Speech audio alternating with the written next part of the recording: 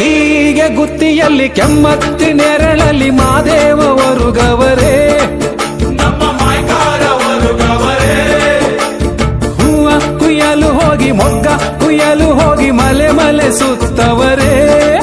ಸ್ವಾಮಿ ಆಯಾಸಗೊಂಡವರೇ ಸಾಕಾಗಿ ಬಂದವರೇ ಅಮ್ಮಮ್ಮ ಚೋಕಾಗಿ ವರುಗವರೇ ಸ್ವಾಮಿ ಸಾಕಾಗಿ ಬಂದವರೇ ಅಮ್ಮಮ್ಮ ಚೋಕಾಗಿ ವರುಗವರೇ ದಿನ